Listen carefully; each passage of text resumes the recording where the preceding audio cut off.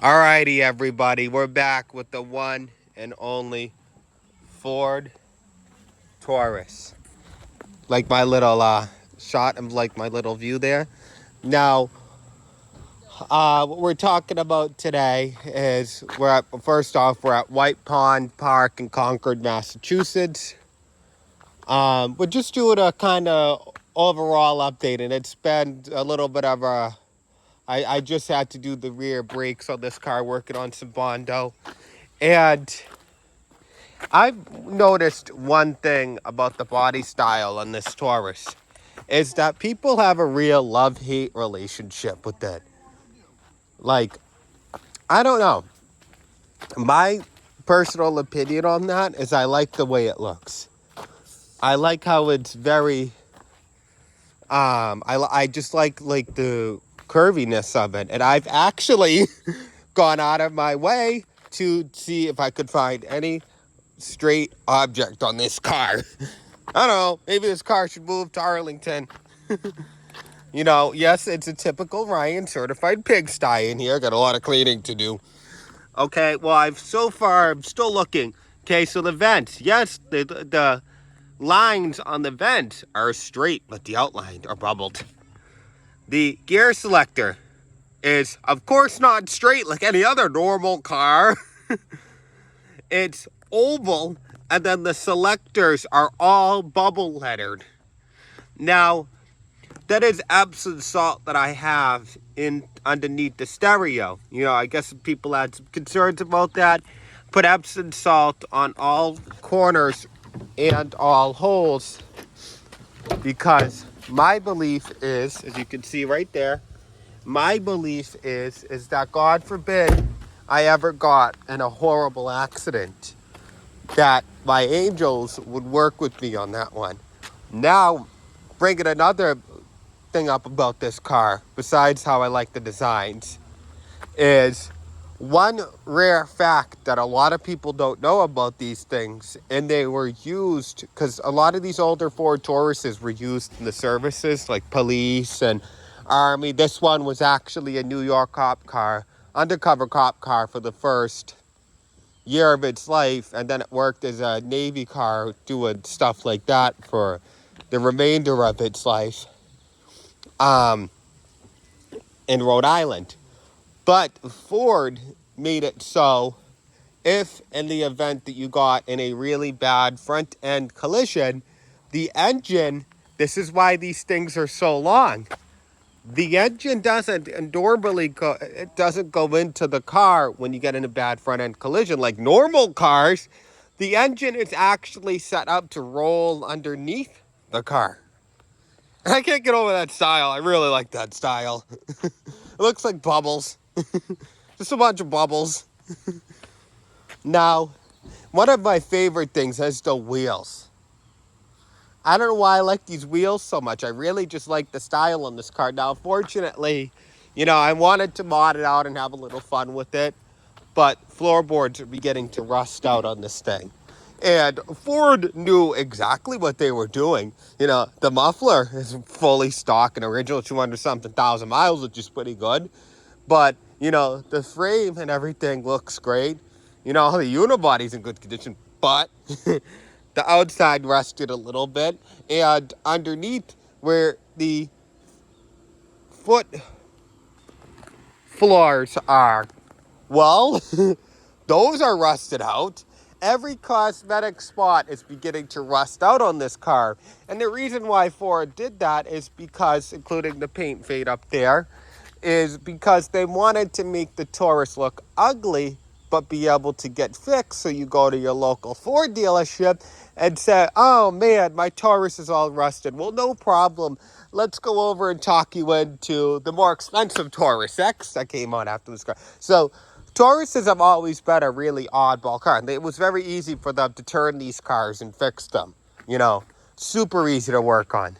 I flushed the radiator in this thing in 20 minutes. I don't like BMWs.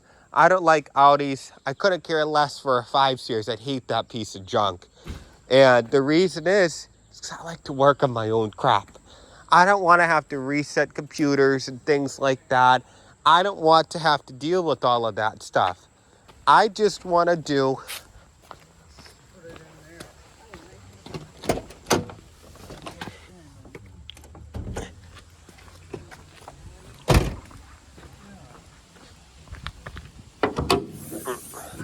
a simple oil change by just pulling the filter out, draining the oil out, lubricating the filter, filling it right back up.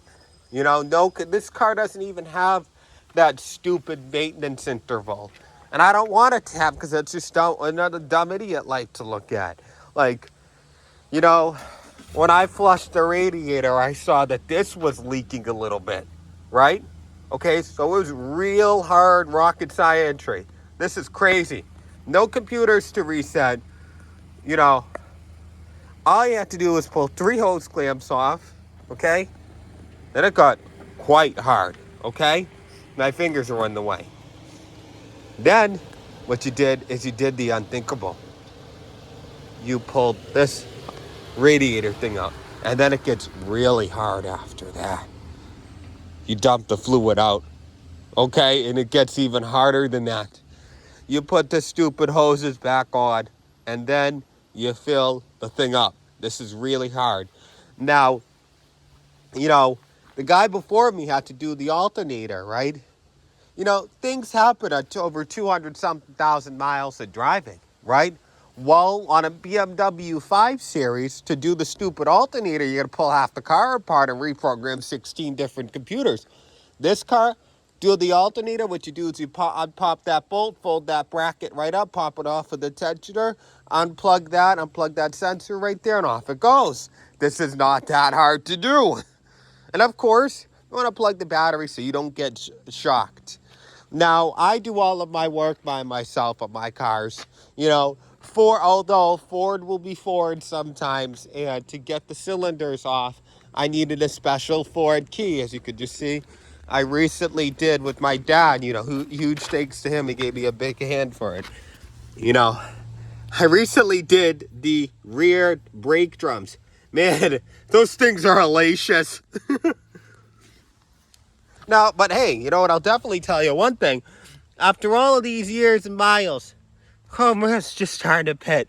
Okay, I've seen Audis that are 5 years old and got 50,000 miles on them, and the chrome rims are getting fit.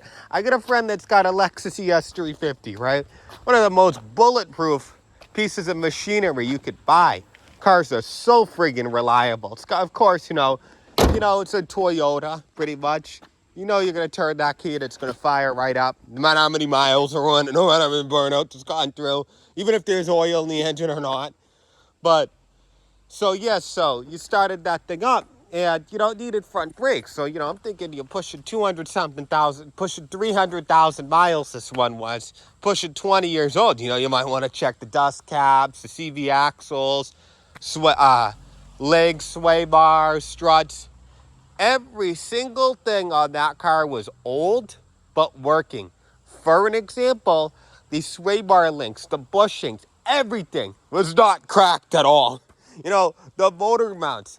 And there is no German junker that will ever go 300,000 miles without needing the whole front end rebuilt. Like, for an example, you know, I had a real lucky friend, you know, and he borrowed one of his friends' X5 when, of course, you know, the Chevy piece of crap Cruze broke down like they always do.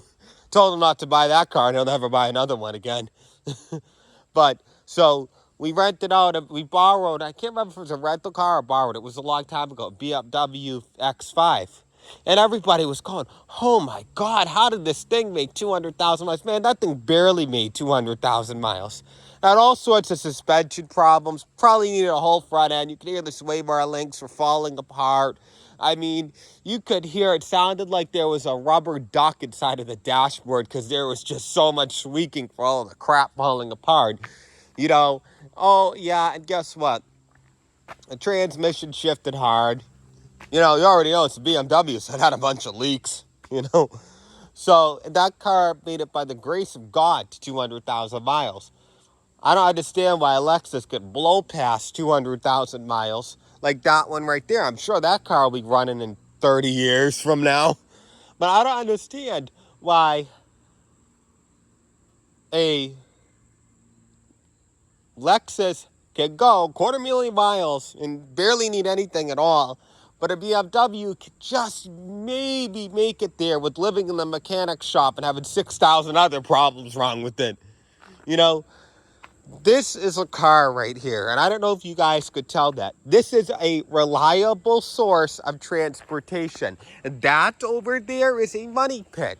That is a theater on wheels where we have touchscreen, Apple CarPlay units, double did, you know what.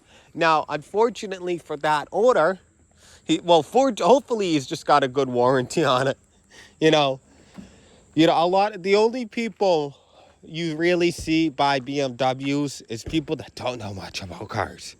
Are the only people. And usually you have to respond to them, well, I'm sorry you got screwed into that. I'm really sorry for your loss.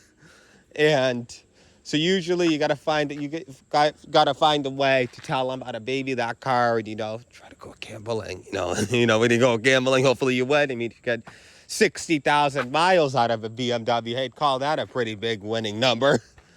Now, enough with the German garbage. One thing I do like is the fact that everything on this car, the hood, it still looks presentable. You could compare this with a lot of cars and understand that it doesn't look super bad.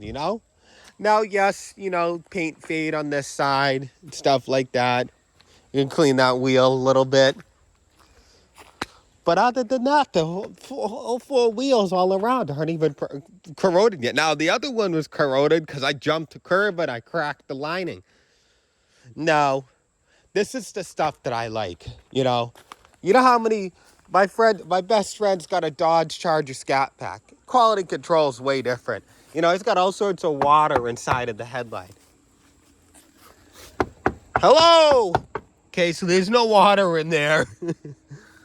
Now, as you can see, I've been to Morocco and back in this car a couple times. I mean, it's pretty freaking reliable. I don't know if they paved the road. I'd probably go. It's been to New Hampshire. It's been last week. It went up to Old Orchard, Maine. It's been to the White Mountains plenty of times. It's been to Dunkin' Donuts a lot because I like to eat a lot of junk food. It's also been to Canada twice, Florida, North Carolina a couple times.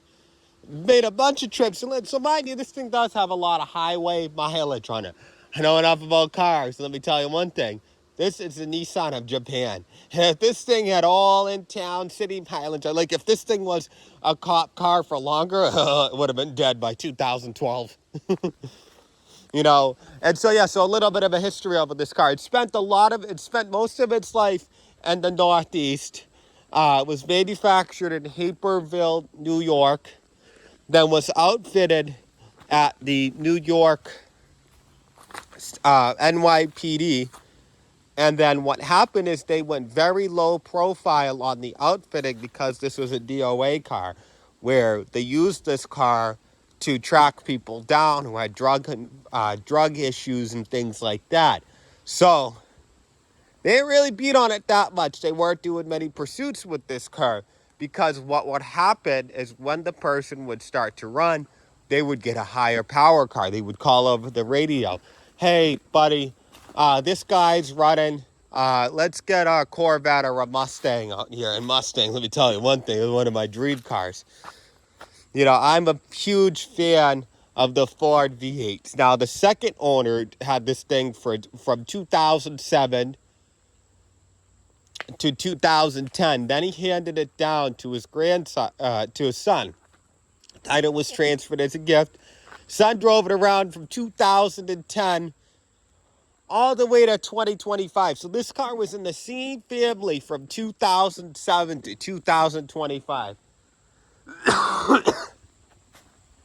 That tells you one thing. They really liked this car if they had it for that long. Now, 2006 NYPD put 12,000 miles on it.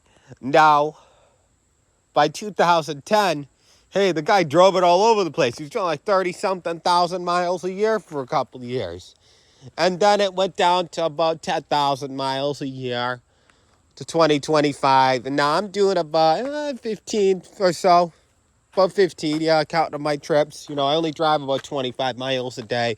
But, you know, I see my mother a lot. I got family in Maine, you know. I got family in Florida, so I do take a lot of trips, you know. And especially I do have a tourist thing where I like to check stuff out. So if you want more Ryan, go ahead, like, comment, subscribe, because there's not many other tourists out there that look this good with this amount of miles.